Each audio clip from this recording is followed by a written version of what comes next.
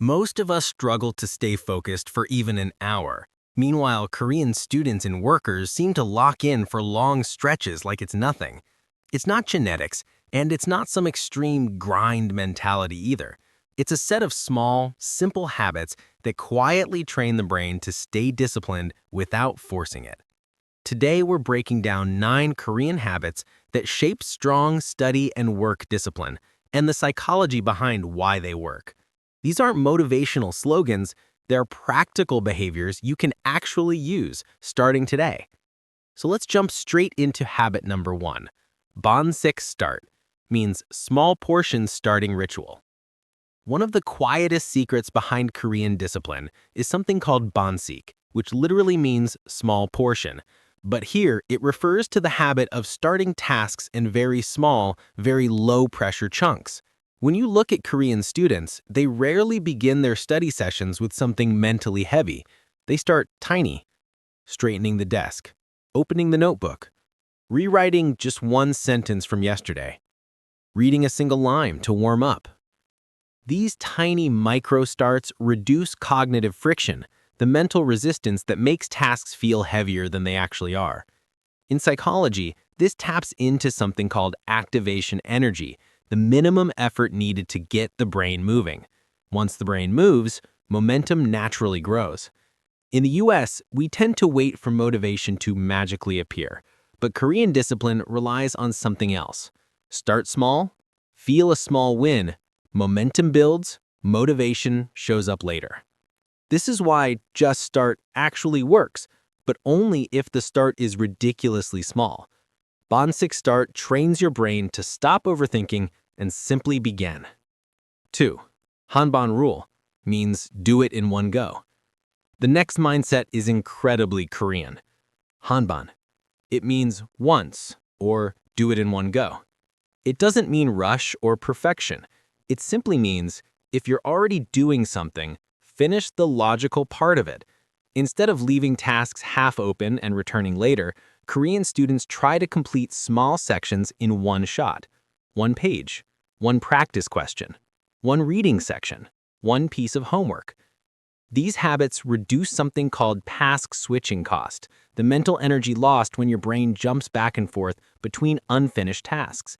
Every time you stop midway and return hours later, your brain has to reload context, reconnect ideas, and rebuild flow. That's exhausting. Korean students avoid this by finishing micro-tasks fully.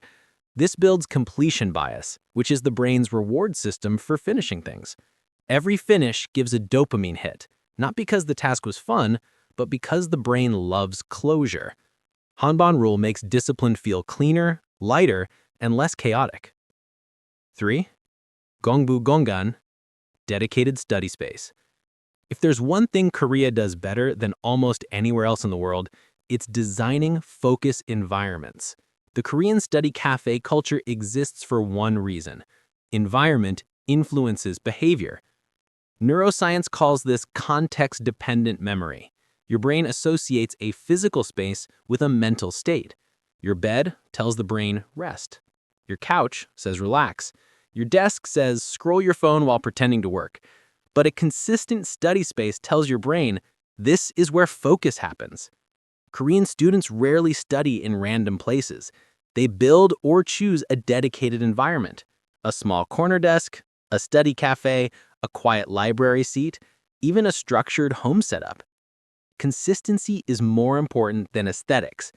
Every time they return to the same space, their brain drops into focus faster because the environment itself becomes a cue. You don't need a fancy setup. You just need one space that stays mentally tied to work. That's Gongbu Gongan. 4. Inne training means tolerance for mild discomfort. One of the most misunderstood parts of Korean culture is the idea of hard work. People sometimes assume Koreans push themselves to extreme levels, but what's actually happening is more subtle. They're trained to tolerate mild discomfort. Long study blocks, quiet environments, structured routines, simple repetition. None of these are enjoyable, but none are painful either. They sit right in the middle. That space psychologists call productive discomfort. Training your brain to stay calm in this zone builds distress tolerance, which is a major predictor of long-term discipline. Korean students aren't superheroes, they're just more familiar with the mild discomfort that concentration requires. When something feels boring or slightly hard, their first instinct isn't to run from boredom. It's to breathe and stay with it. Innate training is what turns ordinary students into consistent ones. Try it. Instead of running from boredom, accept it.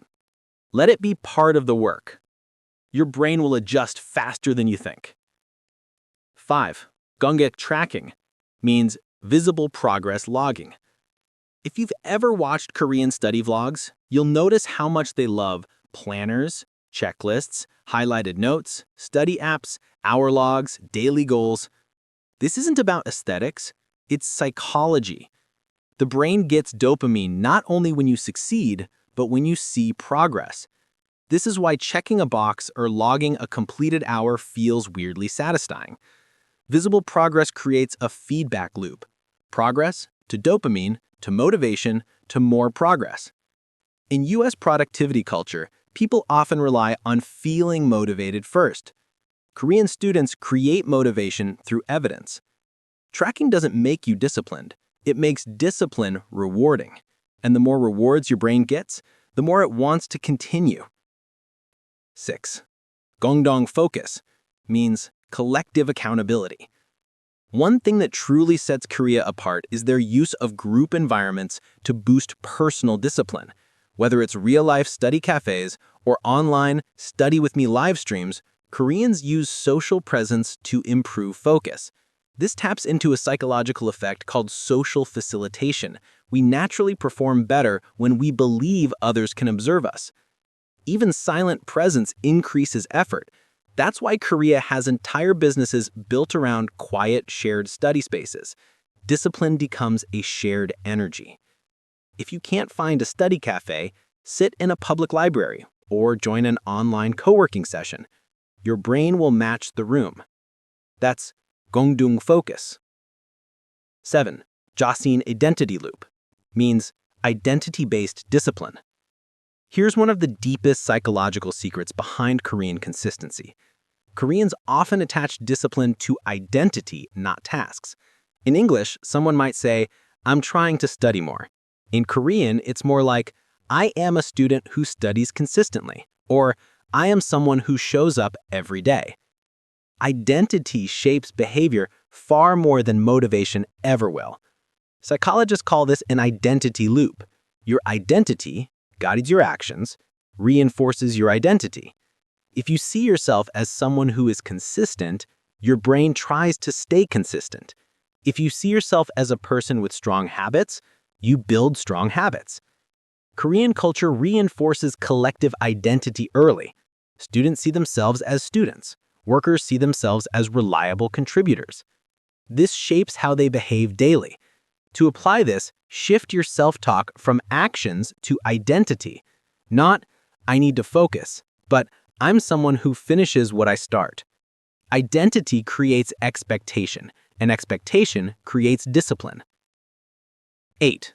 Jonghae rest means intentional, scheduled rest. Contrary to stereotypes, Korean discipline is not endless grinding. Koreans actually rest a lot. They just rest intentionally. This is called Jonghae, meaning fixed or defined. Their breaks are scheduled, structured, deliberate. They don't escape into rest, they enter rest. Psychologists call this structured recovery. Unplanned rest leads to guilt, which reduces the quality of rest and the quality of focus afterward. Planned rest removes guilt and allows the brain to recharge properly. This is why Korean students often use Pomodoro timers, evening cool-down routines, digital detox windows, and strict off hours. Work is work, rest is rest. They don't mix the two. Jonghae rest is what prevents burnout, and ironically, it's what makes long-term discipline possible. 9. Junggi mindset means long game thinking. This is the habit that ties everything together. Junggi, meaning long-term, is the Korean belief that consistency beats intensity. Western cultures often celebrate dramatic bursts of effort, the all-nighters, the hustles, the motivational highs. Korean discipline is quieter. It focuses on small actions repeated for a long time. Not, I must improve today, but if I build the habit today, I improve every day after. This aligns with growth mindset psychology, which says abilities develop through repeated practice, not talent. Korean students don't expect perfection. They expect consistency. They don't chase big wins. They collect small ones. And over time, those small wins reorganize the brain, reshape identity, and transform results. Junggi mindset is the foundation of Korean discipline. Not sprinting, steady walking. Not pressure, pacing. Not extreme effort, just long-term effort. What you can take from this. These 9 habits aren't about copying Korea. They're about understanding that discipline is not an internal personality trait. It's an external system built through small, repeatable behaviors. Here are your 9 Korean habits.